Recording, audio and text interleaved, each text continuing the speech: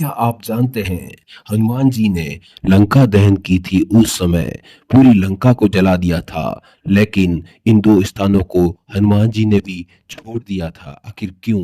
कौन से थे वो दो स्थान? आइए जानते हैं आज के इस वीडियो में। हनुमान जी ने जलाई लंका, ये तो आप सब ने रामायण में पढ़ लिया होगा। जब रावण ने हनुमान जी की पूंछ में आग लगा दी थी तो हनुमान जी रावण की कैद से निकलकर पूरे लंका में घूमने लगे और उन्होंने रावण के महल से लेकर पूरे सोने की लंका को धू धू कर जला डाला था। पूरी लंका के दो स्थान जिसको हनुमान जी ने नहीं जलाया था। हनुमान जी ने ऐसा क्यों किया था और क्यों नहीं उन्होंने पूरी लंका में सिर्फ दो स्थान को ही छोड़ा था, घर को जला डाला था। कथा हमें कई बार राम कथाओं में इसके बारे में जरूर मिलती है।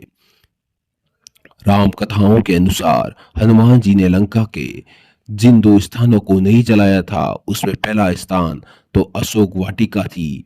यह वही अशोक वाटिका थी जहां रावण ने मां सीता को कैद कर रखा था। जब जहां मां सीता रहती थी वहां वो कैसे आग लगा सकते थे? कुछ राम कथाओं के अनुसार हनुमान जी ने अशोक वाटिकाओं में अपनी पूंछ से आग नहीं लगाई थी। लंका में दूसरा स्थान था जिसे हनुमान जी ने बख्श दिया था, वो था विभीषण का महल। दरअसल जैसे ही हनुमान जी लंका पहुंचे थे और मां सीता की खोज में एक घर से दूसरे घर में छलांग लगा रहे थे, वैसे ही उन्हें वहां एक ऐसा घर दिखा जहां भगवान विष्णु से जुड़े बहुत सारे पवित्र प्रतीक मौजूद थे। दोस्तों, विभीषण शुरू से ही धर्म के रास्ते पर चलने वाले राक्षस थे। बचपन से ही वो भगवान विष्णु की भक्ति करते थे। विभीषण जानते थे कि श्री राम और कोई नहीं बल्कि भगवान विष्णु के ही अवतार हैं। इसलिए विभीषण ने अपने घर के आंगन में तुलसी का पौधा लगा रखा था जो भगवान विष्णु को अत्यंत प्रिय है। इसके अलावा विभीषण के घर के दरवाजे पर भगवान विष्णु के शंख और चक्र चिन्ह भी अंकित थे। तुलसीदास जी की रचित रामचरितमानस में तो बकायदा ये भी वर्णन मिलता है कि विभीषण जी ने अपने घर के दरवाजे पर भगवान श्री राम के पवित्र धनुष चिन्ह को भी अंकित कर रखा था। जैसे ही हनुमान जी ने विभीषण का घर देखा, उन्हें पहले तो आश्चर्य हुआ कि आखिर दुष्ट राक्षसों की लंका में ये किस व्यक्ति का घर है जहां भगवान विष्णु और उनके अवतार श्री राम के चिन्ह अंकित हैं। आश्चर्य से चकित हनुमान जी ने पहले इस बात की पक्की जानकारी करने की ठानी कि आखिर ये घर किसका है। तब हनुमान जी ने एक साधु का वेश बनाया और विभीषण जी के घर के बाहर खड़े हो गए। विभीषण जी ने भी उसे साधु वेश में देखा तो वो भी आश्चर्यचकित हो गए कि लंका के दुष्ट राक्षसों के स्थान पर ये साधु अचानक कहाँ से आ गया। दोनों के बीच बातचीत होने लगी। विभीषण जी ने पहले अपना परिचय बताया और ये भी बताया कि किन हालातों में अपने दुष्ट भाई रावण की लंका में मजबूरी से रह रहे हैं। विभीषण ने कहा कि काश श्री राम पास उन्हें भी जाने का मौका मिलता तो वो श्री राम के चरणों में चले जाते।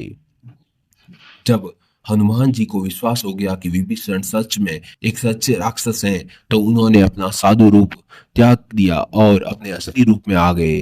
हनुमान जी और विभीषण के बीच दोस्ती हो गई। विभीषण ने हनुमान जी को माँ सीता के बारे में बताया, विभीषण ने माँ सीता का पता बताया। विभीषण के बताने के बाद ही हनुमान जी अशोक वाटिका जाते हैं और वहां माँ सीता के दर्शन कर उन्हें प्रभु दर्शन श्री राम के संदेश को देते हैं।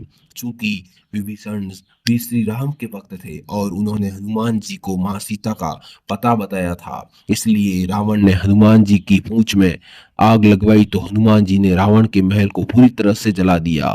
मेघनाथ के घर को भी जलाकर नष्ट कर दिया। लेकिन जब उन्हें विभीषण का घर दिखाई दिया तो उन्होंने राम भक्त विभीषण के घर को छोड़ दिया और वापस श्री राम के पास लौट गए।